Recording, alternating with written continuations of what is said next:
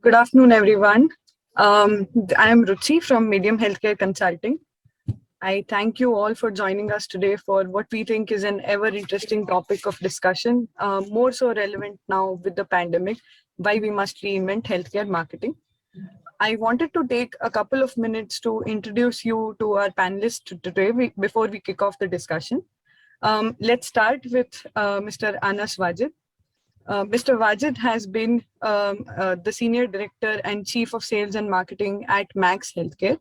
He has been in marketing for over 20 years now and has worked in some of the largest healthcare brands like Apollo, Fortis, and now Max Healthcare. Apart from healthcare, he also has worked in media, retail, and advertising. Thank you for being with us today, sir. Thank you for inviting me. Our next panelist is Mr. Sumanta Ray. He is the Chief Marketing and Growth Officer at Medanta. Mr. Ray also comes with a varied experience in advertising, retail, telecom industry before joining healthcare with Apollo Hospitals. He is best known for his stint with Narayana Health, and he was instrumental in many of the achievements of the organization. Thank you for being with us here today, Mr. Ray. Thanks, Rick. Next, we have Mr. Biju Nair with us. Mr. Nair is the Head of Strategic Marketing at IHH Healthcare India. He has previously worked with Fortis and has also experienced across industries with organizations such as Unilever and Reliance Communications. Thank you, Mr. Nair, for your time today. We have Mr. Nishant Mishra, the Group Chief Marketing Officer at Apollo Health and Lifestyle. Mr. Mishra came to healthcare with a vast experience in retail, FMCG, and telecom industries. Before joining AHLL, he spearheaded Rainbow Children's Hospital's growth as the VP Marketing and Business Development. Thank you for being here today, Mr. Mishra. Next, we have Mr. Vivek Shukla, partner at RSM Healthcare Dubai. Mr. Shukla has been marketing and consulting professional for over 20 years now, serving clients internationally. He led the marketing for Aster Hospitals and Medical Center in GCC. He also led Frost & Sullivan's Healthcare and Life Sciences Division in Middle East, Africa, and South Asia. Thank you for your time today, Mr. Shukla. Welcome. Pleasure.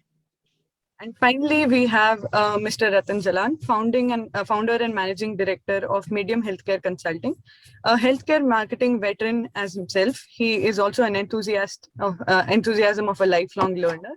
Mr. Jalan will be moderating today's session for us. With that, I would like to hand it over to you, sir, and to initiate the conversation today. So, thank you, everyone, and good afternoon, all the folks who have registered and who are there in the panel discussion.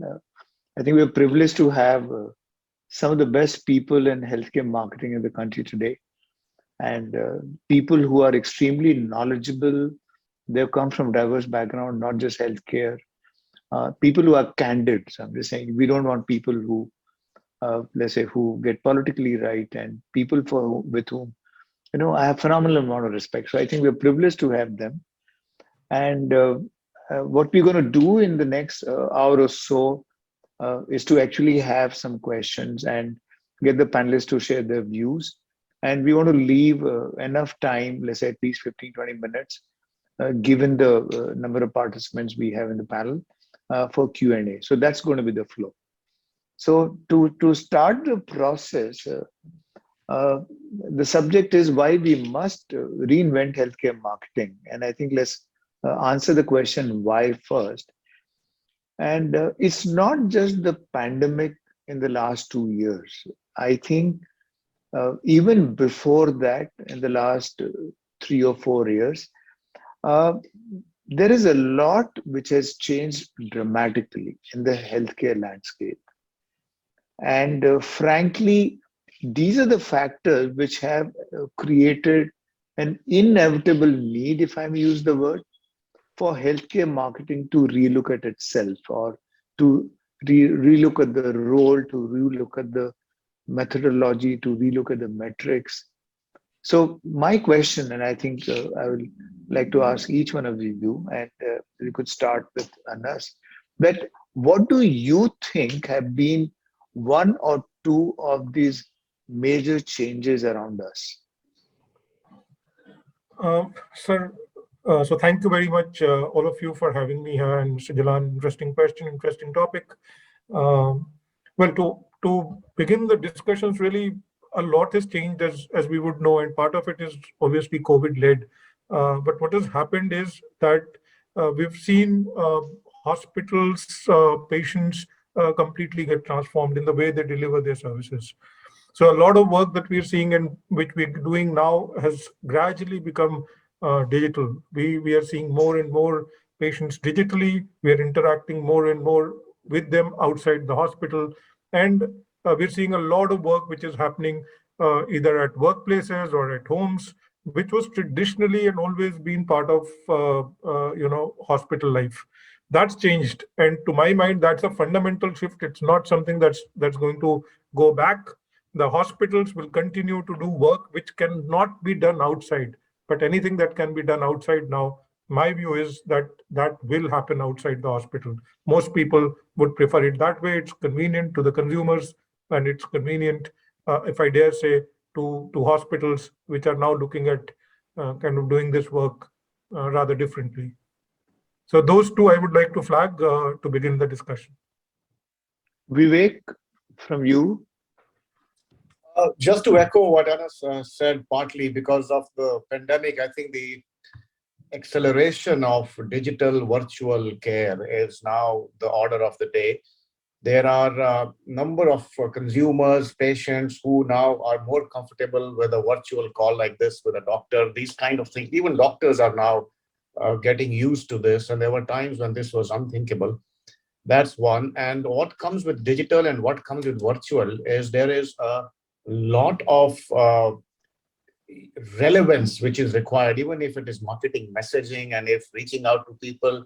The content that you use and the language that you use and the targeting that you use has to be very, very precise. So I think virtual and digital is the norm going forward, and that's why healthcare marketing needs to be reinvented. The traditional so-called marketing vehicles like your billboards and newspaper advertisements and whatnot is very soon going to be irrelevant. That is one. And there's another additional point which I want to add here is that marketing as a department, that one corner place where they make brochures and they make social media posts, that is probably evolving now, and it is becoming wider in its scope. So marketing is pervasive throughout the organization, whether it is the doctors, whether it is the operations, whether it is the HR department who's hiring the right kind of people for the brand. So marketing is going to be omnipresent everywhere. It's not just one department that makes a brochure or a leaflet or a social media post. Marketing is everything. Every department is marketing, and the whole organization has to embrace it, because I think that's the way forward. Thanks, Vivek. Sumanto? No, I kind of also echo what Anas and Vivek have raised, and in a way it was inevitable. So I think as this kind of proliferation of smartphones on the hardware side and cheap data, which has been happening over the last probably 5, 6, 7 years. Probably healthcare was slow to catch up onto that bandwagon, and the way I see it, there are two large inflection points which kind of accelerated or kind of put healthcare also at par with other industries. One is of course COVID. So as a result of that, various physical interactions came down between patient and doctor and hospital and so on and so forth. So that kind of accelerated, a large amount of change, whether it's digitization, whether it's change of processes. The other thing happened a couple of years back, which is demonetization, which kind of enabled faster rollout of digital payments. So the ability to access non-physical services and the ability which got accelerated by COVID, and the fact that there was a more increased acceptance as well as the ability to pay through UPI through various other modes. And probably UPI is one of the very clear, strong digital payment platforms globally. So these two kind of helped accelerate the change, and as we had to slowly relook at how marketing is done and overall healthcare delivery as such. Yeah. Nishant? Sorry for joining a little late to everyone. Sir, as my colleague has rightly put forward, I think what has also now become, as Sumanta was saying, the customer, the patient, the consumer has also become much more aware. So the fact that previous marketing, you wouldn't need to mention the reach so much. Now the patient looks towards whether you have a reach. It has sort of become a hygiene, whether you have those footprints available for easy access for the patient. And the fact that they want to keep in touch, with the care provider, either through an app or any medium per se. All these things are now becoming such an integral part of the care delivery system, so that no hospital can ever stay away. And since now they are available, they need to be also put forward to the consumer. So yeah, that's from my side.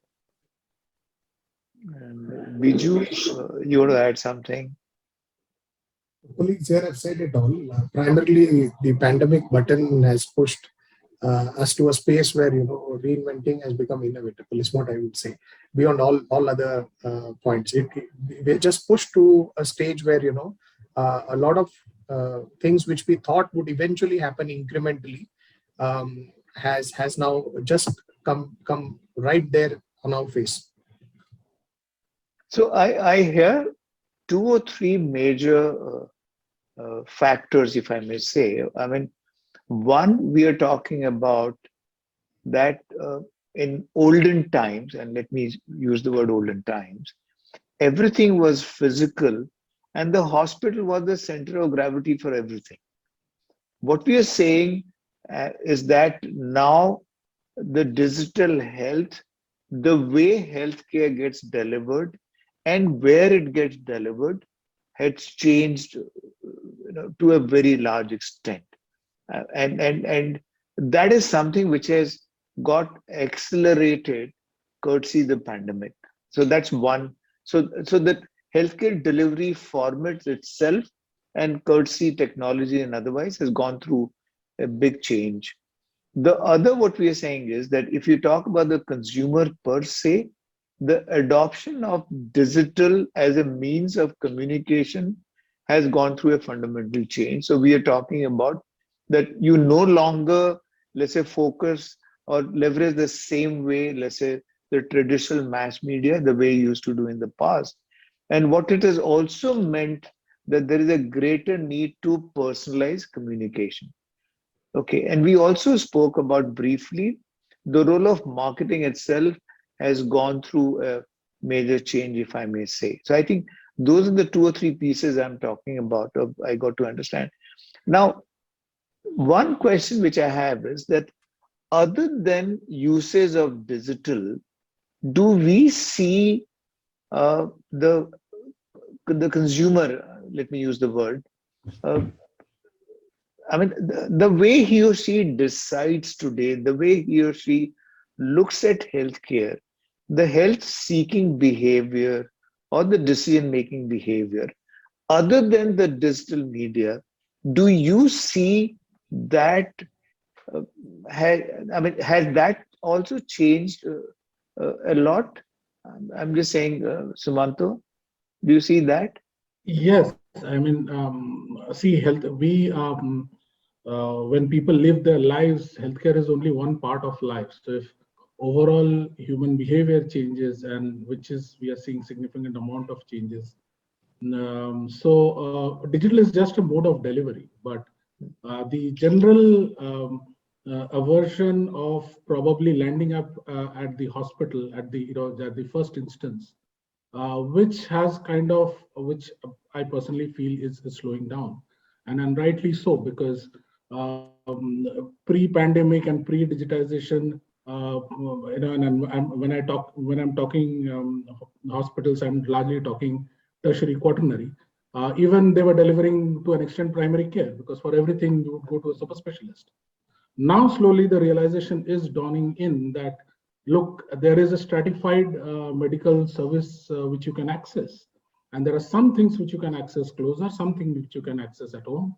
For everything, you don't need to land up in front of the super specialist at the hospital, and clog the healthcare system also at the tertiary quaternary system, and also the futility of it. So I think this is also has led to stratification of the needs, healthcare needs, and people are in their own way looking at the needs vis-a-vis a primary, secondary, or a tertiary quaternary need, and acting accordingly, and having their expectations accordingly. So I would say that's a bigger change, and that's a fairly welcome change, I would say. Yes. Anas, do you think the average healthcare consumer has become a lot more discerning, a lot more demanding? Do we see that change? Yes, sir. I clearly see that the consumer has become extremely discerning. There is an insatiable appetite for information, which was not there, let's say, 15 years ago, 20 years ago. The patient would accept what the doctor told him.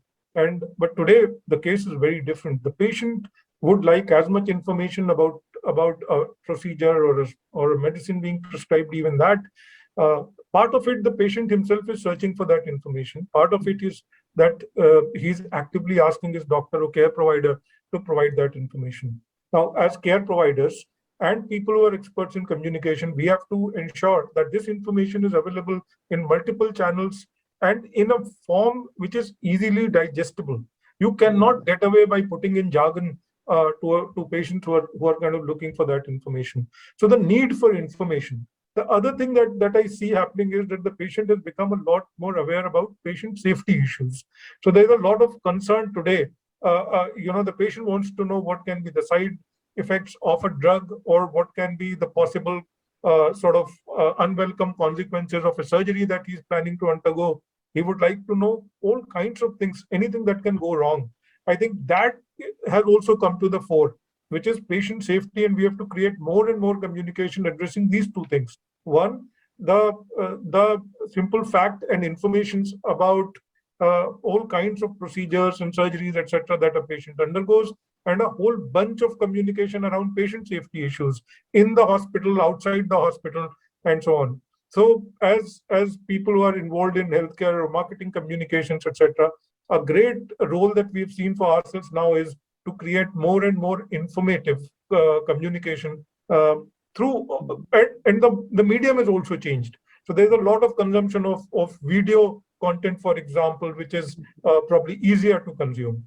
The other thing, and that's the last point I'll make to your question, sir, is that we're also seeing a fair amount of shift in the attitude of the clinical community, the doctors, where earlier they would kind of snap if the patients were asking too many questions, and they would say, if you've come to me, trust my judgment, I know what's best for you. Today, that doctor takes a lot of time to explain, and therefore he then shows a lot of content developed by the marketing people in the hospital to the patient to convince him or her of how, at least to meet the information needs of that patient. So those three critical changes to my mind that have happened in the last decade or so. That's phenomenal. So what you're saying is, one is that because the consumer has become a lot more discerning, there is a hunger for information. And I think the more go to Google, welcome shift, honestly. The physician community also has got a lot more sensitive about that hunger. And to that extent, they say providing information. Anything you want to add, Biju, to this?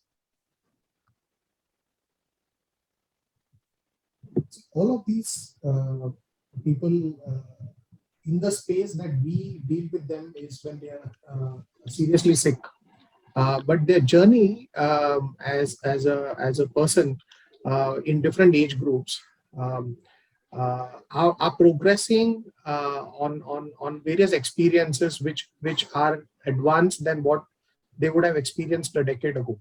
Let me cite an example.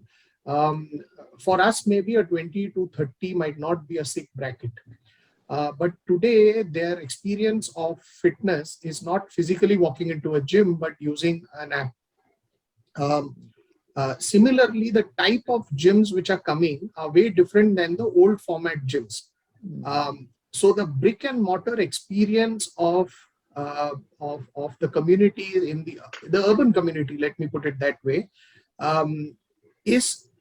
is moving in a direction where I feel healthcare is having an inertia to catch up with. and then comes the situation where we have large infra which needs modernization in terms of the absolute look and feel, what people experience in the. So let us draw parallels from the malls, right? The latest of the malls in a city is successful. The older ones have to renovate and reach to a stage of retail delivery which enhances that experience. So people are experiencing a lot of changes, a lot of good changes in other walks of their life, and that compels us beyond digital to offer experiences at various touch points, whether it is the outpatient, which is the largest bucket of what we see in our major hospitals, or for that matter, other players who have started off with single specialty or clinic formats of healthcare delivery. All of them have to match up to those spaces, which are beyond healthcare. I get that. So I think one thing which you said interestingly, that the consumers, let's say, reference point when it comes to comparison. See, whether you talk about what he gets to see in hospitality or banking or airline or otherwise, I'm just saying, I think that's something which can't be completely ignored. So I get that. So I'm just saying, let's say we spent some time on, what is it which has changed as a matter of landscape in the last 3 or 4 years. Given that, I mean, if we were to say healthcare marketing 2.0, okay, I mean, how do you see it radically different than what it has been in the last 20, 30 years? What would be some of those, let's say, very big pieces, that earlier this was this and in future is going to be this? So you want to make a beginning, Sumanta? Sure. So essentially, the way I look at it is that with all these changes happening, there is a lot of focus now beyond curative. So largely, healthcare and the way we understand is largely on the curative side and on the acute care side. But now more realization is coming on the entire preventive side, which is to prevent serious disease. So and as we go along, we will see a continuum of care delivery by various care providers, and whether these are new age care providers who are coming, or hospitals like Medanta, Max, or Apollo also extending into other services like home care, etc., and so forth. So that the understanding, and this both from the service delivery perspective of care providers, as well as from the user perspective, a kind of full continuum of healthcare rather than just focusing on acute care, to my mind, is one area where we probably will be seeing, and this is the larger change that will happen. And the other thing is, probably as a result, we will get into various models of disaggregated care, or which many hospitals are anyways doing, offering home care, offering other services, multiple areas, and there could be integrated care and care continuums and so on and so forth. So I think it is more about looking at the entire healthcare as a life cycle, or customers, or somebody's life, the health needs, meeting the health needs over their lifetime. So looking at all touch points. So I think that is where it is going broadly. So I think what you've touched upon, let me kind of call it product per se. The whole healthcare delivery format itself, the product piece, is no longer the large multi-specialty hospital. It's not just limited to that. You're talking about disaggregation, you're talking about primary care, you're talking about preventive care, you're talking about home care, you're talking about digital care. So I think the whole thing has to be multi-tiered, has to be disaggregated, has to be viewed differently, etc., etc. So that's one big change. Vivek, would you like to talk about something else which you think is a fundamental shift? See, so Yeah, so a couple of things. One is to add to what you're saying, the disaggregated care and the layered care or integrated care is what you want to call it. So that's there, and that's a very valid point. But at the same time, all this multi-layered, disaggregated care, all this care has to be easily accessible on the fingertips, because we can have a lot of models and layers of care, but if it's not available on my fingertips as a new consumer today who's used to everything from groceries to medicines to whatever, everything online and everything easily available, so that has to happen. If that doesn't happen, then it's a challenge. So all layers of care, but multiple levels of care, but all levels of care available right on my fingertips, very, very easily, very smooth manner, everything from my insurance card approval, everything from my, from getting the booking, getting the appointment, getting the time slot, everything has to be seamless on my fingertips. That is one. That's a new consumer, and that's what the new marketing has to offer. The other thing is, which is needed for marketing is more of internal rather than external to the consumers. And internal, I mean that marketing needs to market itself internally within the organization, and the new role and the marketing 2.0, as you call it, has to be taught, has to be, it has to kind of get known across the organization, across the layers and across everyone, because some people would still see marketing as somebody who will go and have this magic stick and bring me patients, so it's not like that. Marketing in the modern world is an ecosystem of delivering the care that you have promised. So it's basically delivering the brand promise and the whole system that delivers the brand promise, not just a department that makes some creative. So everything is involved in that. So that has to kind of graduate to that level, and that can only happen by getting on board all the other stakeholders, which are so-called non-marketing stakeholders in the companies. All of them have to come on board. It requires flexibility, it requires agility, it requires a lot of internal push and a lot of internal marketing and selling. So internal marketing and selling, one, and the second is to have everything like easily or on your fingertips. I get you. So I think the new consumer, or the consumer of today, you're saying that convenience and speed are two major factors which has become pretty much hygiene factors. If I can get something in 10 minutes, or if I can get it now, that you can't say you are in healthcare. So I think that I understand. And second, I think what you said is that there is a great need for marketing to be understood within the organization. I get that. Nishant, you want to add something? So, to the new marketing, how should it be different?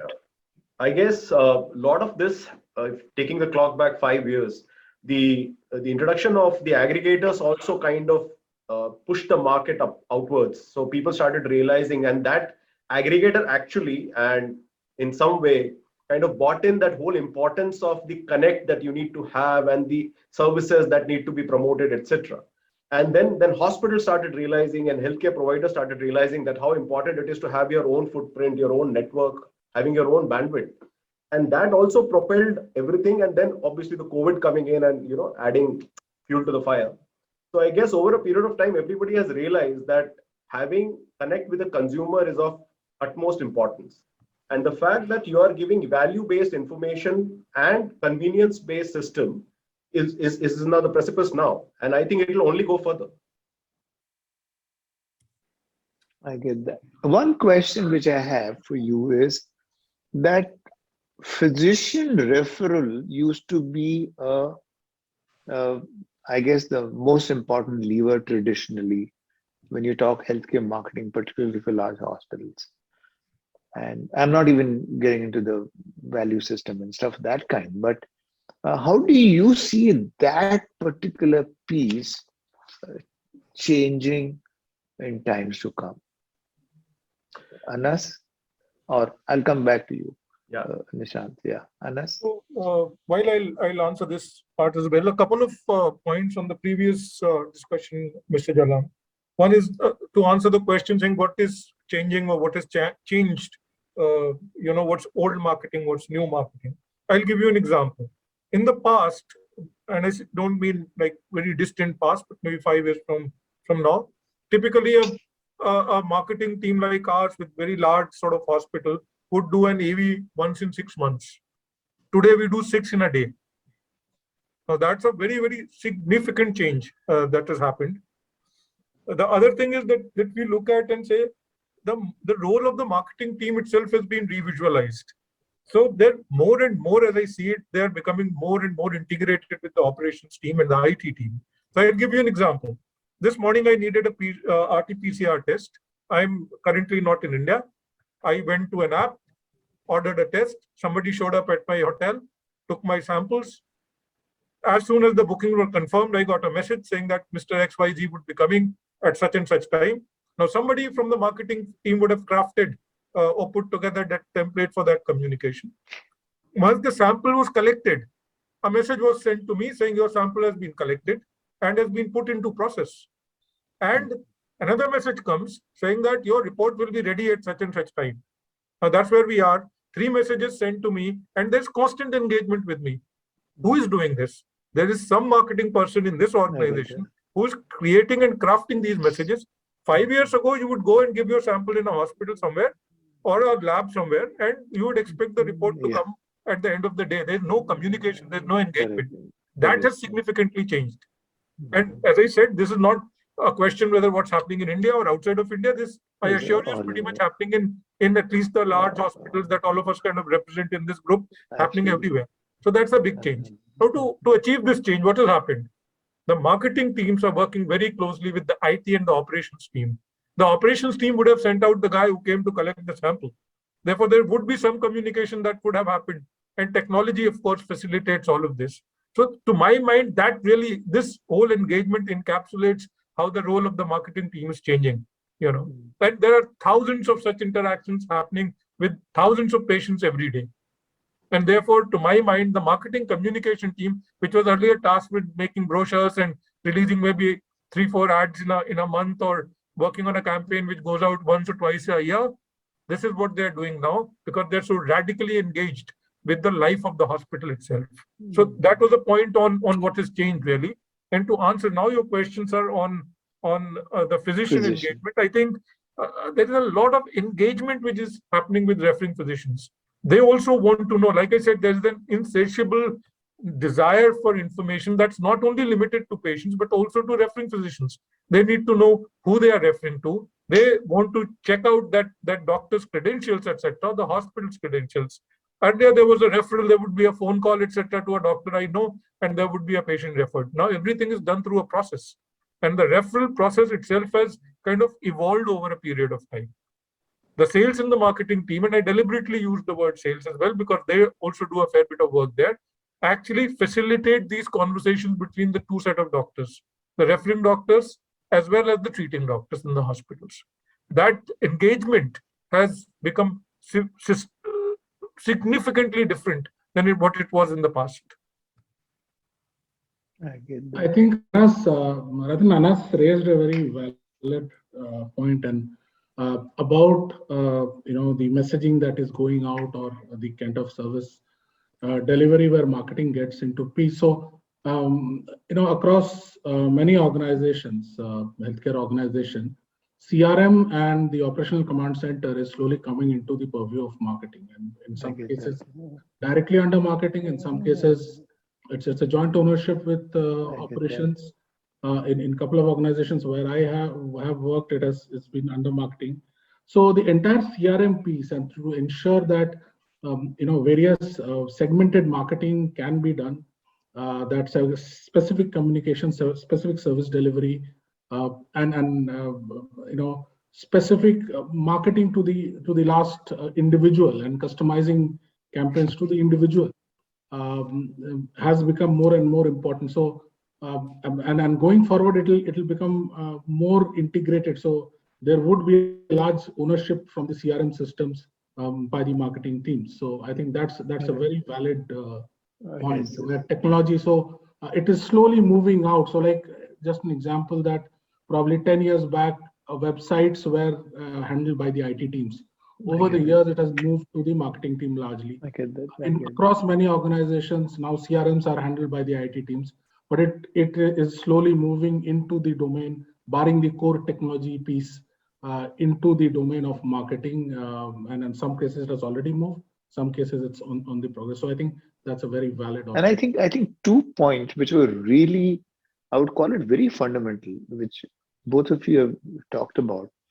One is this whole patient or customer engagement, which didn't even exist 5 years, 6, 10 years back. I mean, there was no engagement period. I mean, what do you mean by engagement? I think people would, question that. We're a serious business. I mean, we're not some trivial entertainment or food or some such thing. So now what you are saying with the example Anas gave about simple RT-PCR test, and how the provider almost creates a Uber-like experience.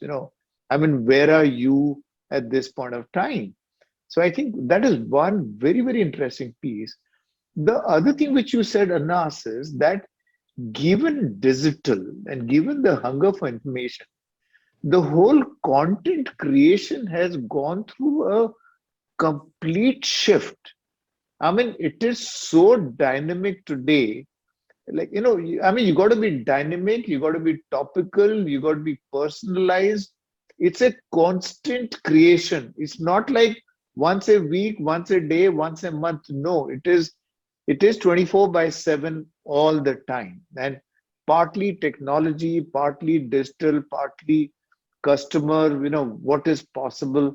I think and it requires a very, very different mindset. I guess somebody who is a traditional, let's say 20-year-old marketing guy, I mean, for him to understand and get used to this piece is practically impossible. Yeah, if I may just add here one point, and then related to this, that because of this, the focus largely is shifting, and this is related to your earlier question, Ratan, is the role of referral. All these things, what we are talking about is largely D2C, direct to consumer. Correct. And as a result, earlier, 10 years back or whatever time, the main channel used to be the referral. Correct. Doctor Connect. And this is the shift where, if you really look at the importance of the referral doctor connect pillar within the entire marketing ecosystem, I won't say it is reducing, but it is also being complemented by very strong direct consumer pillars like CRM, etc. Absolutely. So that kind of answer, Absolutely. And I'm not saying, honestly, historically, I think, we folks have been in marketing.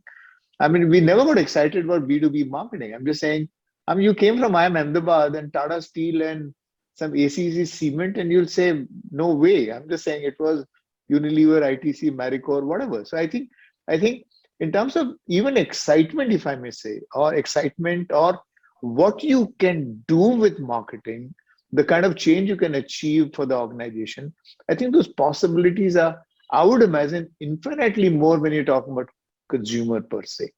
So I think that's interesting. The last question, the piece on this change I'm saying, we are talking about the insurance penetration increasing every year, and COVID may have given it a certain push. So I'm just saying, let's say today you may have 20 or 30% insurance, and let's say tomorrow you have 50 or 60%, where most of the people who walk into your hospital are insured. I'm just saying, how does that impact marketing? I can answer. Yeah, please. Because I have been in both the worlds, India and Middle East, and I've seen the transition from a partly insured market to a fully insured market, and I can tell you it changes a lot of things. Once the insurance penetration increases, the dynamics change big time. Because with that card comes unlimited choice, and with that card comes a choice that I can go to any hospital. I don't have to go to the hospital that I can afford. I can even go to a more premium hospital because my card covers it. So with that choice comes the need to build a brand and to be there in the consideration set, in the top 1 or 2 names in the minds of the consumer that you are attracting or targeting, because that guy doesn't have any exit barriers now. He can go anywhere.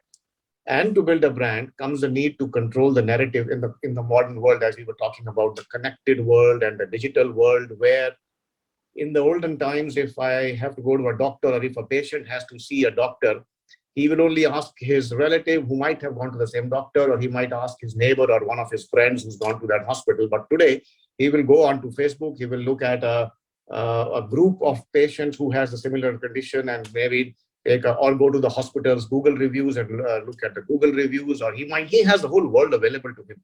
So if you are not actively and proactively controlling the narrative of your brand, then you are missing out big time. So the narrative of the brand needs to be controlled by the hospital in the digital world. And at the same time, as you said, as insurance penetration increases, the narrative, you need to have a very tight control on what people are saying, what they're talking about you in the digital space or in the non-digital space. And you need to keep providing those cues that Anas was giving the example of being connected and continuously communicating to your consumers and patients, because you can't leave it to chance. Once insurance starts to set in, it can't be left to chance. You want to add something, Biju, to this insurance piece? I have an understanding of the India market. So we are moving incrementally. So I don't see in the industry a large reorganizing happening because of insurance. It will take time to set in, is what my view is. But when you look at the people that we employ in version 2.0, certainly earlier the idea was to staff at the hospital level more of teams from pharma, because you had to meet advisors as doctors, maybe certain doctors sitting in corporates, HR folks. So the mix of team that used to hire changes, and to get to this new stage, steps have to be taken now to staff a new skill set of people now, whether it is at the hospital level, whether it is at the group level, when you have corporate chains of hospital. And this should be looked from the point of view of an organization's culture. It will differ from organization to organization, and also from the point of view that other departments are also responding. So the IT departments are responding, the consumer experience departments are responding, the operations departments are responding. All of them, like marketing, are responding to this consumer change. So it quite essentially means on the insurance part also, the ops teams are getting for a better communication on what privileges the person is carrying in as a card in India. Let us put it that way. They are looking at the insurance person more responsibly than in the past, where the attention was more towards a cash patient to give full attention. Now it is shifting to a stage where you're saying the instrument of payment agnostic. You need to deal with everybody in a very sophisticated fashion. I get that.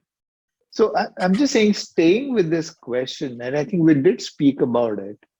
And Sumanta spoke about, let's say, the earlier call center, so to say. Now, how is it pretty much a part of marketing?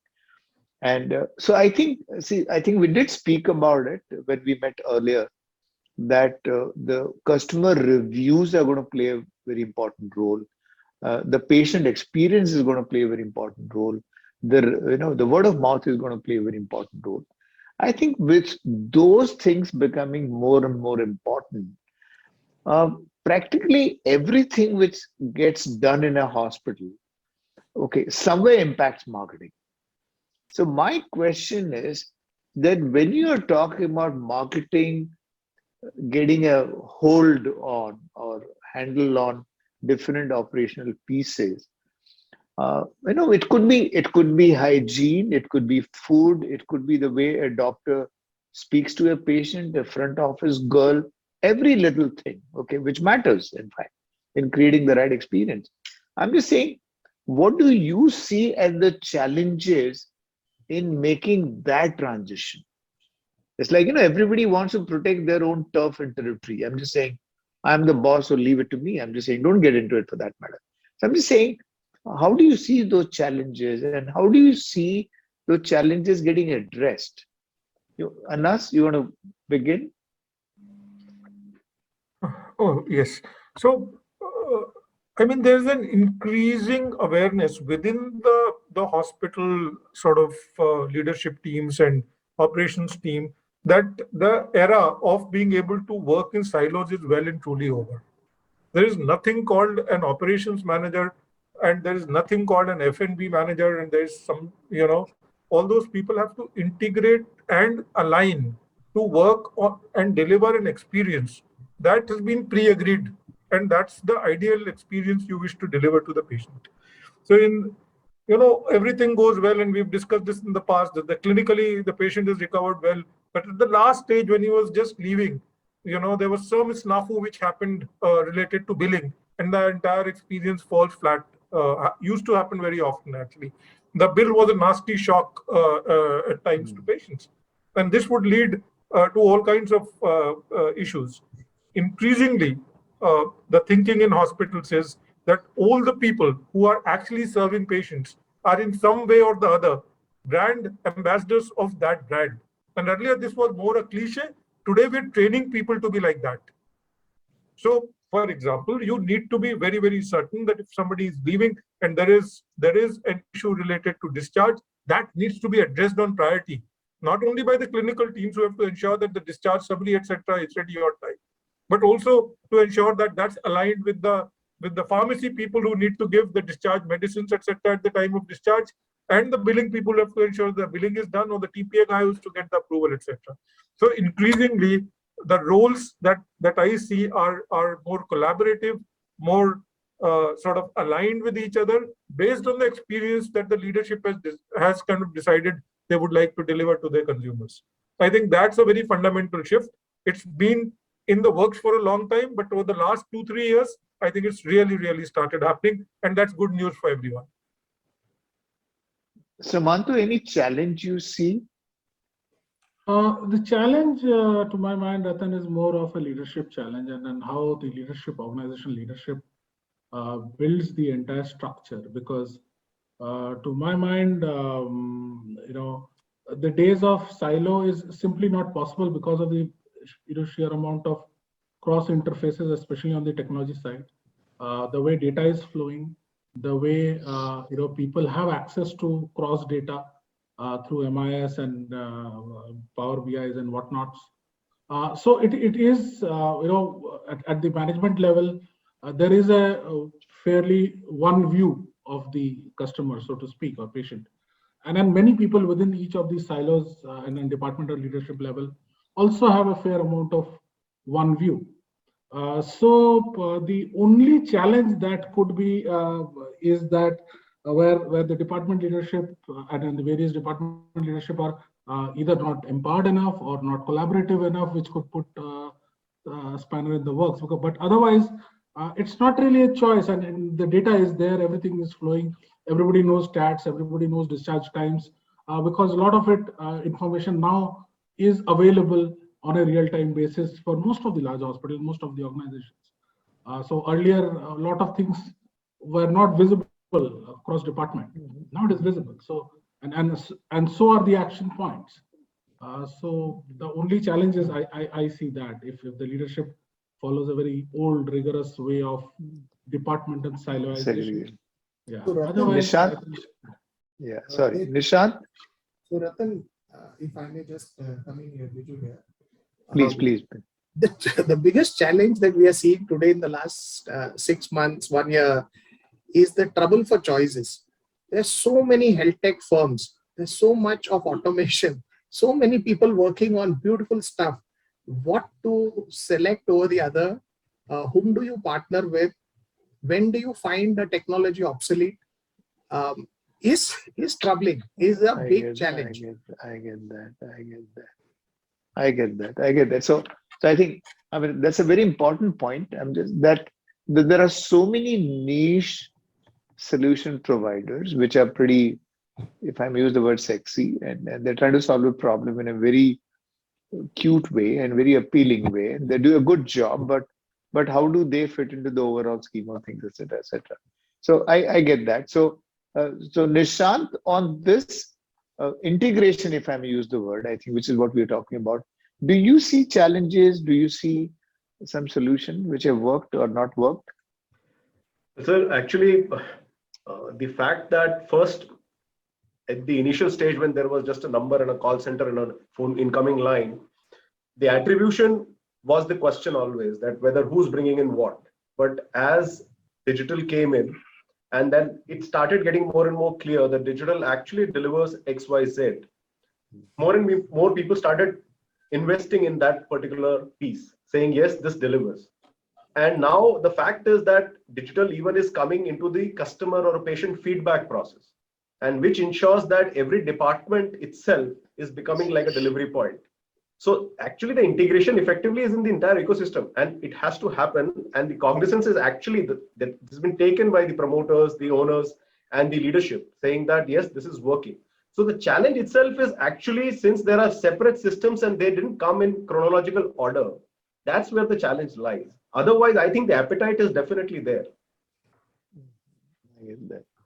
So I think one change which I've seen, not exactly in hospitals, but some other industries, where the chief marketing officer actually is being called chief revenue officer. And I think it is to emphasize the end outcome in a manner of speaking. But the point I'm making is that at least, or particularly in the healthcare context, the chief marketing officer somewhere also becomes or has to become the chief experience officer. Because if that is not something which is understood, valued, and managed, and I think it includes everything, but somewhere there has to be one person who runs with the ball, who is accountable for that. So I think we did speak about that. Now, so before we come to a conclusion, there are two questions which I am asking you. Is that, let's say, today amongst participants, you also have quite a few young marketing folks. I'm just saying, mid-management marketing managers in small hospitals, large hospitals. And we are talking about how the role of marketing itself has changed or has to change. What would be your advice to these young marketing managers in healthcare? You want to start, Sumanta? Yeah, I mean, one simple piece of advice would be that, and which touched upon this earlier, is that don't look at it from the perspective of just a brochure or a leaflet or marketing communications. I think we a lot of times confuse marketing with advertising because that's the most visible side of marketing. Marketing is far more. There are many P's in marketing. And I'm not purposely keeping out sales out of it for the time being. So one has to look at the full thing, and totally agree with what you said about the customer experience piece, that has to be owned by all the marketing folks. And this is not only true of healthcare, any service industry which is in retail, right, has to have this focus. Marketing and customer experience somewhere coalesce. So whether it is an Walmart store or Walmart or any other industry which is providing a service and providing it through multiple retail formats, it is important. And in healthcare now, it is slowly, probably the realization is setting in strongly. So I think that is very important, to own the entire piece. At whichever level, I mean, it does not need to be, somebody doesn't need to be a leadership person to be owning everything. At your own scale of work, how you seamlessly own the entire user or patient life cycle. Yeah. Vivek, what would be your advice to the young marketing managers? Well, I'm very passionate about this. Is a question that I'm really passionate about, and I want to take it a step ahead from what you said, Chief Revenue Officer. My advice to the young marketing managers and young leaders is that it's not only the Chief Revenue Officer or the Chief Experience Officer. You are somebody who has the ability and the capability to be also the Chief EBITDA Officer, because what you promote is what comes in through the door, and what comes in through the door could be something which is highly profitable or low profitability or whatever. So you are a chief revenue officer, you're a chief EBITDA officer, you are also a chief market share officer, because high revenue doesn't necessarily mean high market share. So high market share, high revenue, high profit margins, all is in my view, ideal Absolutely. marketing professional who is somebody who is a custodian of all the three, and which kind of expands the role. So people, and I feel in most youngsters, not most, but in many youngsters, the level of self-belief and self-confidence needs to be enhanced. Believe in yourself and have confidence that you are the backbone and you are the one that gets in the revenue that pays for a lot of things that a hospital or a healthcare company does. So you are a very, very critical piece, in the whole puzzle.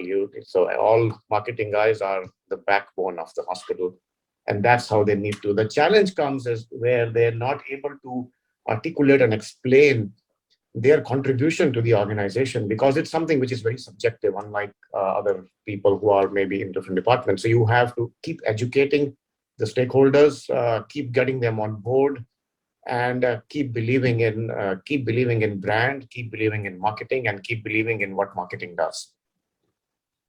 I get you. Anas, you want to add something? I've got 4 pieces of advice, and very simple ones at that. My first piece of advice is look at data and draw insights. That's a skill that the new age marketer will have to learn and do better than what we have been doing. So that's advice number 1. Respect data and learn from data that comes to you. In all good organizations, the availability of data is not a problem. We need good eyes and ears to be able to decipher that data into meaningful insights and into meaningful communication. That's one. The other advice is build digital expertise for yourself. I don't know how many management institutes, etc., teach or have formal courses in this, but please learn for yourself, because it's something that you can't live without anymore, and therefore pay attention to that.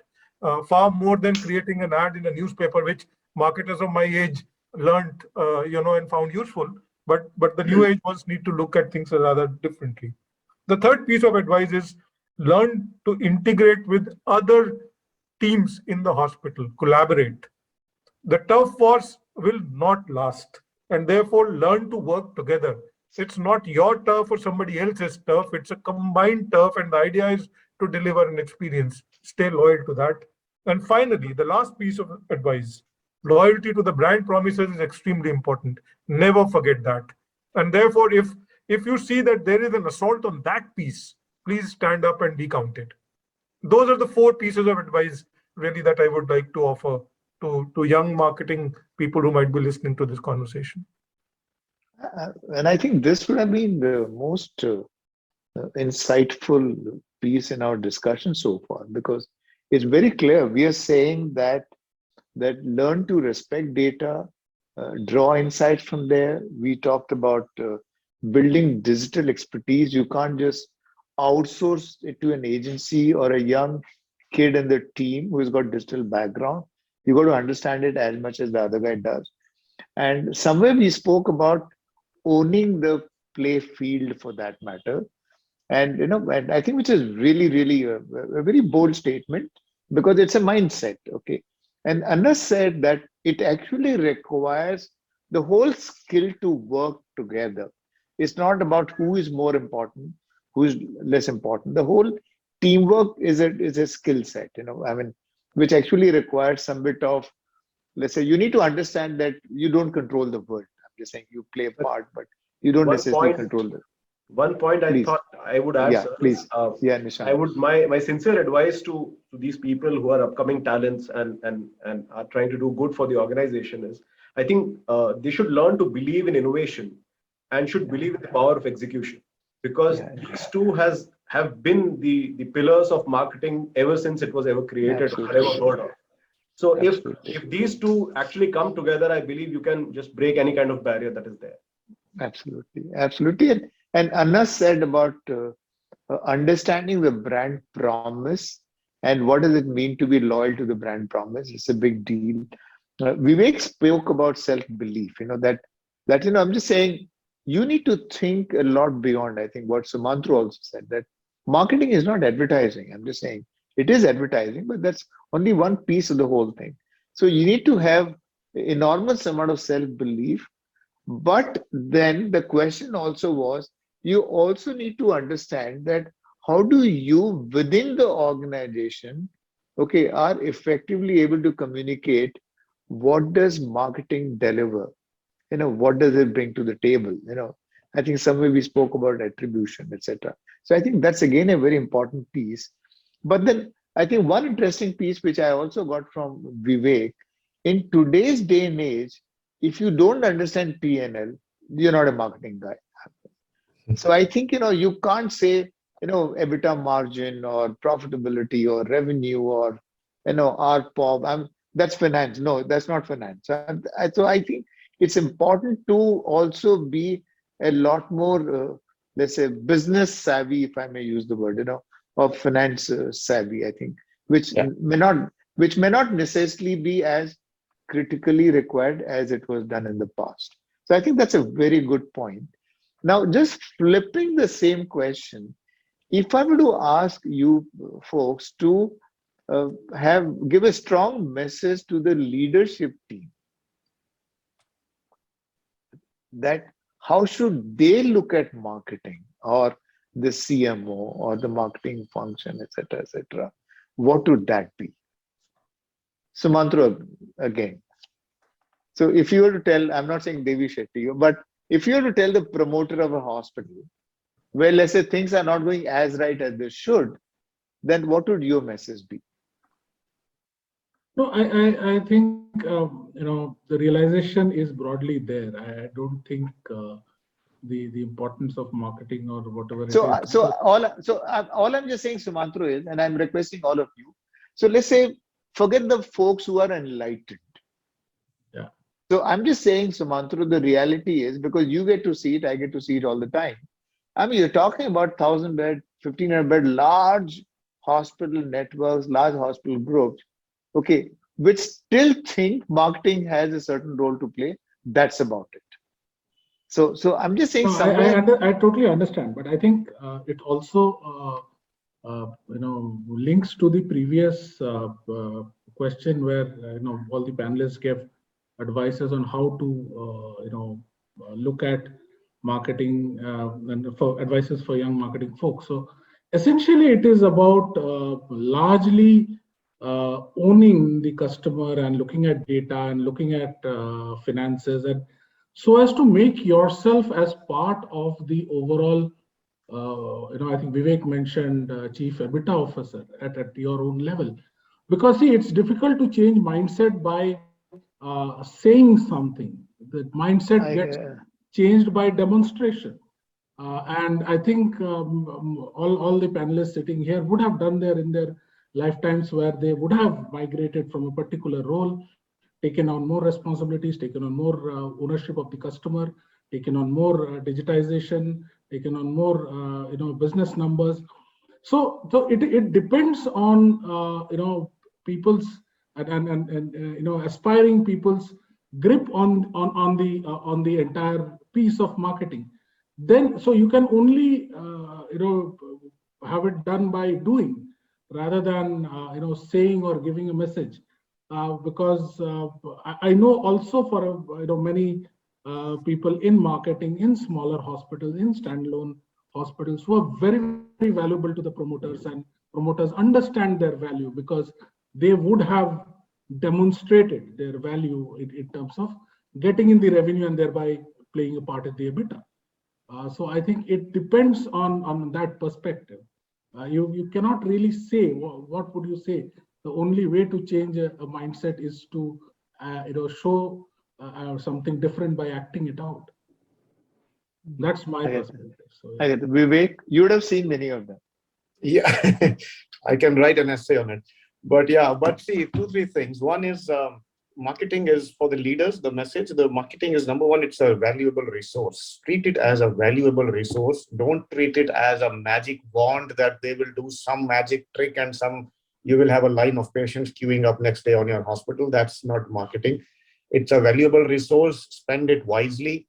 balance this resource to bring you short-term results and also the long-term results. Because if it's only going to be short-term and this month and this quarter, then you are perpetually firefighting for the rest of your life.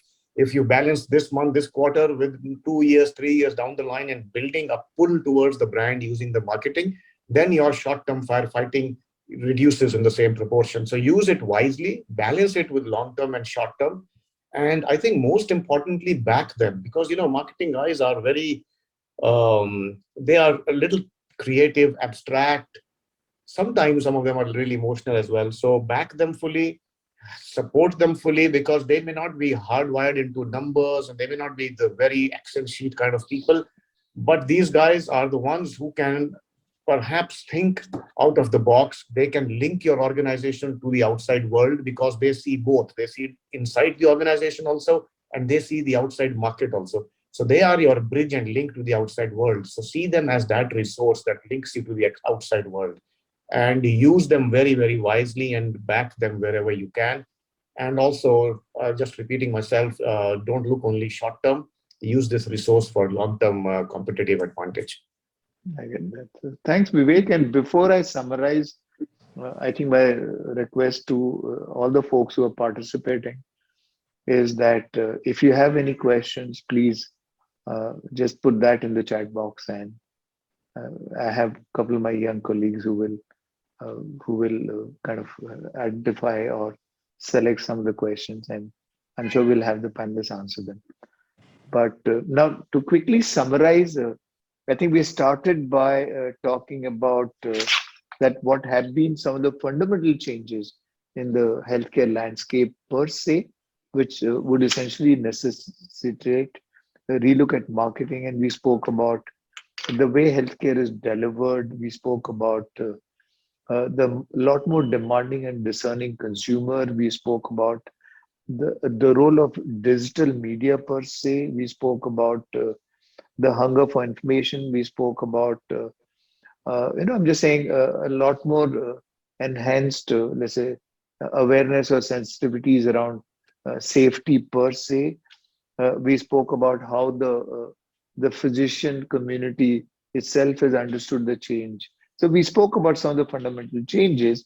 And then we said the way marketing has to reinvent itself in times to come. It has to look at continuum of care. It has to look at the preventive aspect. It has to look at different healthcare delivery formats. It can't limit itself to traditional acute care for that matter. We spoke about for the new age consumer, how convenience and speed have become a pretty important factor in decision making. And to that extent, we also spoke about the customer engagement piece, something which was not even talked about in the past. We spoke about the content, the role of content, and I'm just saying the 24/7 thing. It's like personalization, constant content creation, digital, the role of technology and stuff of that kind. We spoke about physician engagement rather than look at physician referral as a very plain vanilla intermediary kind of piece. We spoke about insurance, and we said that it's not just a cash paying patient, it's the insured patient. Everybody has to be given due attention. Then we had a lot of very specific advice, if I may use the word, for the young marketing managers, that how should they position themselves in the changed world. We had some piece of advice for the leadership team. So I think overall we covered a lot in this about an hour or so. So a couple of questions, and somebody said that when you say digital expertise, what is it you exactly mean? Anas, you want to talk about? Yes, certainly. So, well, the expertise is quite a bit actually, and I'll try and summarize, what that would really translate in terms of being able to be effective in the market. The expertise that is needed, one is of course the technical expertise, which I won't go into because you do have in the marketing team these days people who are experts in being able to put out a piece of communication very quickly in various digital channels, etc. But the key expertise that the marketing person needs to have is being able to identify the opportunity of a suitable communication and engagement with a consumer or with a set of consumers, and be able to do that. Now that's a real skill. What is the message and who is the appropriate audience and how quickly that message can be put out? That's something that, to my mind, is a huge skill. Being familiar with the outlets on, or the social media outlets, etc. We all are mostly familiar with them, but that's something that's a given, right? I mean, if you don't know what Facebook can do and what the functionality is, or a Twitter can do, etc., then you're not even in the game. So at the end of the day, that is a given. You have to have basic knowledge of how social media works and how the messages are delivered. What all can you do with it? That's the second sort of knowledge that you need to have. In today's context, I'm saying that's a given. Thirdly, and most importantly, you need to be able to tailor make the communication. And that skill needs to be learned. So for example, if somebody says that they had a terrible experience at the hospital and clinically there was a problem, don't send out the canned message saying, I'm very sorry to know, etc., and kindly share your number or phone. The guy is already admitted in the hospital, and you are sending out a templated canned message saying that, can you please share your contact details? They're already available with you. He had a traumatic experience at the hospital. You can't really get away with a templatized message like this. So to answer the question, sir, 3-4 things. A, have very fundamental and knowledge about what social media capabilities and outlets are. Be able to identify opportunities as they come, and be able to tailor suitable messaging, which is actually quite customized for the outlet that you're using. So a Facebook message has got to be significantly different than a Twitter message, for example, and you should be able to understand and appreciate the difference. And thirdly, please see how customized the message can be. Those are the 3-4 things that I would, like to highlight. Yeah, just to add to what Anas is saying, I think one, we are at this point of time digitally creating tons of content. He mentioned 6 videos per day and so on and so forth. But content creation, to my mind, is just 20%. The dissemination part is 80%, and it's a very complex web of dissemination. So for me, having digital experience is the ability to sift between various modes of delivery and various contents, and it's not a one-on-one linkage. So it is like almost like a very complex web. So just for example, you create a video. Can you create an infographic out of the video content and put it out? Can you create a blog and put it out in a different medium? Can you create a brochure out of it and put it out at your this thing? So somewhere it is like a digital traffic manager. There will be experts in doing your SEOs and SEMs who are specific. But how do you marry that sense of putting, maximize the communication on one end and the consumer at one other across multiple touch points he or she will be traversing through. So I think that, to my mind, so, is and I get that, and I think interestingly what you're saying is that understanding the tools and technology is important, but that's almost the basics. I think what is a lot more important is to understand the consumer psyche, that what are the opportunities for communication and how and when the communication needs to be customized. Yes. I think that is the true marketing person for that matter. Understanding the tool is important, but that itself is not going to take you very far. So we don't have much time, but there are 3 very quick questions. So one of them is that you're talking about hundreds of tech startups, and Biju did speak about them. You talk about patient engagement, preventive care, chronic care. The practices of the world have been there forever. You talk about now pristine care and this and that. So I'm just saying that how do you see that world, which is at this stage seemed like an outside world for that matter, which is trying to encroach into this territory? How do you see that world impacting healthcare or healthcare marketing? It will keep on impacting and it will keep growing. My last stint was in Bangalore. I've seen some of them firsthand. What has happened is two things. One is the technological prowess of India, and secondly, post-pandemic, there's a huge awareness of health as as an area where a lot of young minds would like to work on, which was not the case earlier. Post-pandemic, in general consciousness, health is pretty much up. And when we talk about preventive healthcare, even the normal users are also thinking, oh, it's not acute care, it's private health. So similarly, a lot of very good talent, and this I see day in, day out, are now coming in, some coming to the hospital, some saying, forget the hospital, I'll solve a problem, right? So a lot of these problem solvers are coming in, and many will be unsuccessful, some will be successful, some will be integrated to the hospital system. But this, it will grow and expand, and it will benefit the overall healthcare delivery. I believe rightly, it is also pushing the hospitals to innovate, because a lot of these innovations that the hospitals have done in the last 3, 4, 5 years has been because somebody was nibbling at their heels, which has never happened in the past so many years.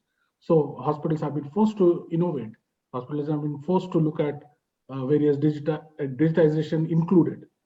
So yes, it is going to be a very strong power to be there. Yes. So I won't ask the question, but I'll just keep it there. I have often said that I think it all boils down to whether you see it as an opportunity or a threat. I mean, that decides, your own future for that matter. Because the reality is that the future of healthcare, to a very gearing up to address the new demands or the upcoming demands of the consumer. Because if that happens, then obviously they'll be far more readier compared to the competition within that segment.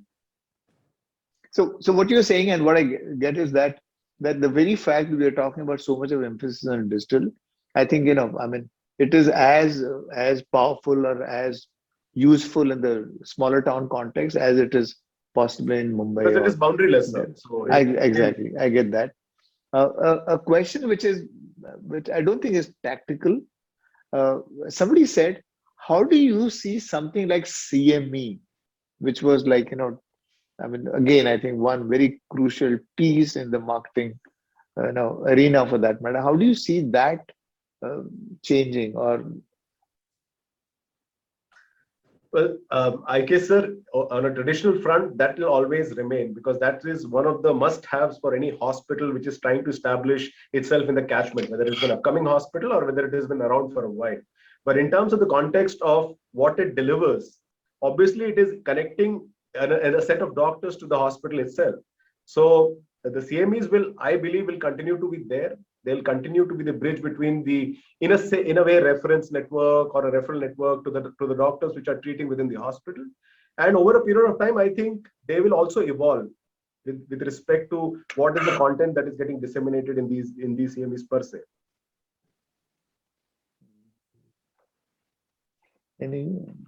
So, okay, before we conclude, I think I'm going to ask each one of you, as a senior healthcare marketing professional, what would be on the top of your wish list? Anas. So, to me, what's really right now at the top is, to be able to.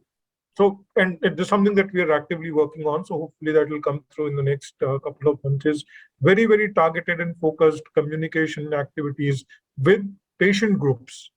We have tried this earlier. We haven't been very successful, but the new technology that we're using, or we're trying to use now, hopefully should solve the problem. And I'm very kicked about engaging, let's say, a pool of diabetic patients over a period of time with very good communication, etc., which is relevant, important for them, but only for them.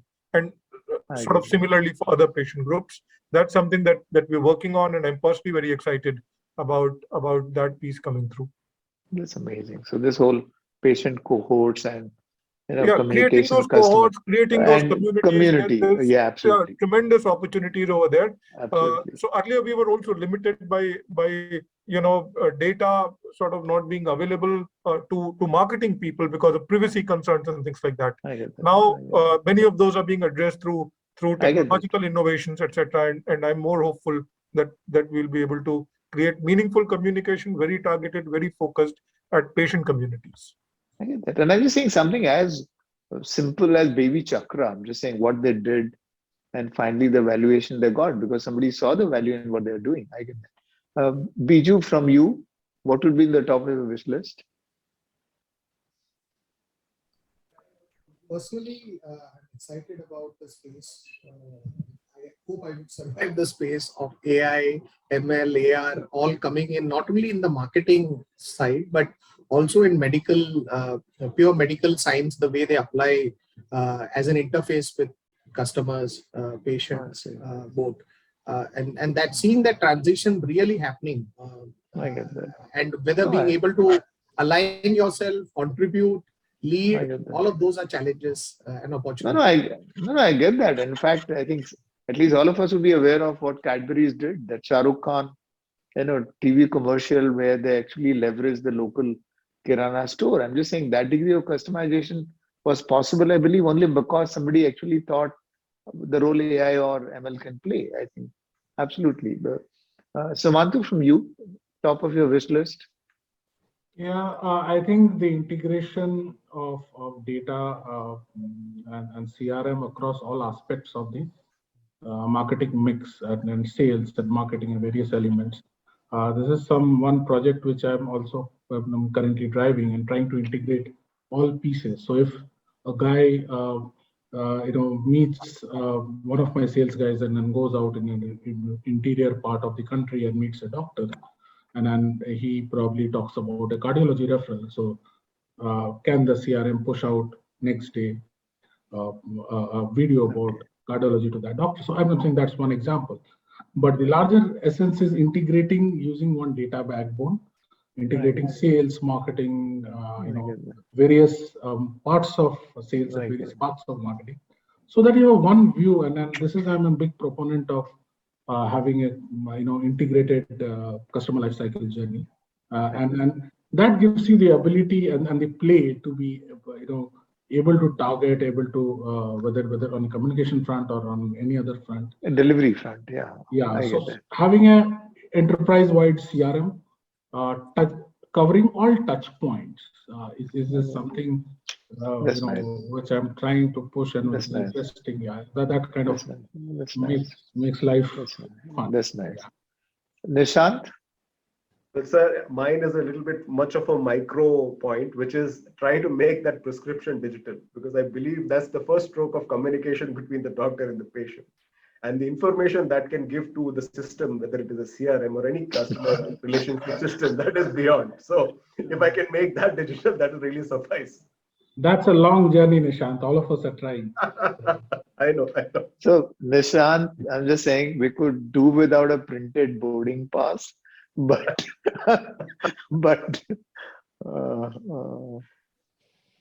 I get that. And before I come to Vivek, I think there's a book called The Patient Will See You Now by Dr. Eric Topol. And he goes on to say that things to change in medicine is as difficult as the change in religion has been. And he actually, he's done a humongous amount of research to come to that conclusion. So if ever you get to read the book, you will realize what we are talking about. So now the final word from Vivek, because Vivek, that's a privilege you have when you have a name like Vivek. Yes, having the last word. So, well, for my wish list, something similar, offshoot of what Sumanta and Anna said, is more around retention of patients throughout the disease life cycle, and not only retaining the patients, also penetrating the account and penetrating product penetration, account penetration, and retention, all three using digital platforms, whether you call it CRM or you want to call it anything else, using the digital platforms, cohorts, and then using those cohorts to have retention of the patients and make sure that whatever maximum can be done for completion of their care or continuity of their care is done, as well as if there are any cross referrals that these patients have for their mother-in-law, father-in-law, another colleague, and all that is also built into the system. So an overall piece on retention and penetrating the account as much as you can using the digital data and various platforms. So with that, we come to an end, and thank you so much. And I think it was really insightful, very stimulating. There's a lot which I got to understand, and I got to learn from you people about, let's say, what the future for marketing could be in healthcare. And thank you for all the participants, and we'll stay in touch. Thank you, sir. Thank you so much. Thank you. Thank you so much, sir. Thank you. Bye. Bye. Bye-bye. Thanks, everyone.